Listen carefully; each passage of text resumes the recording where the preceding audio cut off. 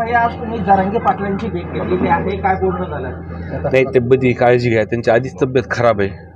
मागच्या बरेच आंदोलनांना आम्ही सोबत होतो.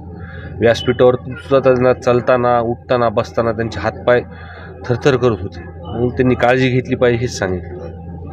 त्यांचं हे 7वं उपोषण आहे आंतरवाली करायला, या अनुषंगानं तुम्ही आता त्यांच्या तब्येतीची जी प्रकृती पाहता सरकारकडे काही मागणी करणार आहात किंवा केलेली आहे का? मी त्यांना बोलताना आता तेच सांगितलं की आमच्याकडं जी जिम्मेदारी असेल, त्यांनी मला आशीर्वाद दिला आहे आमदार होण्यासाठी, त्यांनी जी जिम्मेदारी असेल ती आम्ही पाळू तिथे.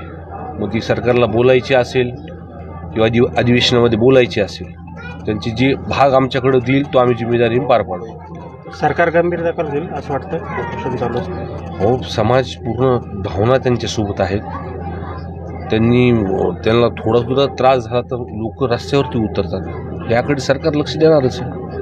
आता संदीप भैया, आपण बघतोय की मनोज जरांगे पाटील यांच्या बरोबरच आता मोठ्या संख्येने समाज बांधव इथं सुद्धा आमरण उपोषण करतायत. कशा पद्धतीने जे तर बघताय, कारण की सरकारने अगोदर जे तर आरक्षणाचा विषय जो तो केला होता, परंतु कुठेतरी तो पेंडिंग राहिला, त्याची अंमलबजावणी झाली. आता सरकार काय ऍक्शन केलं? बघा, मनोज जरांगे पाटला मोज कुंभी सर्टिफिकेट त्यांच्या पहिल्या आंदोलनामुळे खूप जणांना भेटलेले आहेत. तिथे त्यांची जी मागणी आहे आणि ती सर्व समाजाची मागणी आहे, आणि त्या मागणीसाठी सर्व समाज रस्त्यावर उतरतो आणि आम्ही सुद्धा त्यांच्यासोबत आहेत.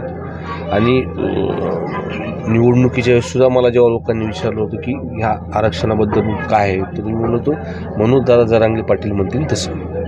दादा, संतोष देशमुख हत्या प्रकरणात अनेक व्हिडिओ समोर येत आहेत, अनेक ट्विस्ट आता समोर येत आहेत. नेमकी काय बीडमध्ये हा प्रकार सुरू आहे? नाही, ह्याला पहिल्यांदा ह्या विषयावरती मीच बोललो होतो.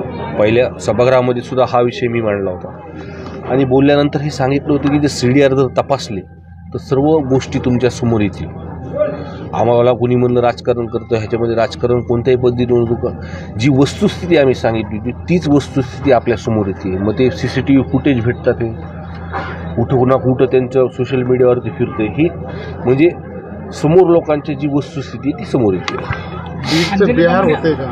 पुरोगामी विचाराचा जिल्हा आहे आणि लोक म्हणतात, पण ज्या मास्टरमाइंड वाल्मिक कराडमुळे हा विषय झाला आहे, ज्यांनी 2 जातीमध्ये तेढ निर्माण केलेलं आहे, या माणसाला 8 टाकला शिक्षा झाली की व्यवस्थित आमचा जिल्हा होता. अंजली दमने यांनी अशी मागणी केलेली आहे की जे वाल्मिक कराडे यांच्यासह जे सर्व आरोपी यांना मुंबईच्या कारागृहात हलवण्यात यावं. काय वाटतं तुम्हाला, तुमची काय मागणी असणार?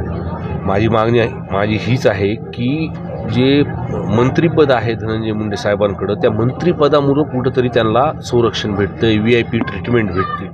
त्याच पद्धतीने मला वाटतं अंजलीताई दमाने या बोलल्या आहेत, जर ह्यांना मंत्रिपदावरून काढलं, ह्यांचा राजीनामा जर घेतला तर मग त्यांना कुठंच हलवायची गरज नाही. प्रशासन अंजली दमाने अशा आरोप केले आहे, ते आरोपीसाठी चॉईस ऑफ जेल आहे, म्हणजे काय आरोपीला वाटेल तर जेलमध्ये ठेवायची अशी काही आहे व्यवस्था? नाही, मला ह्या विषयावरती माहीत नाही.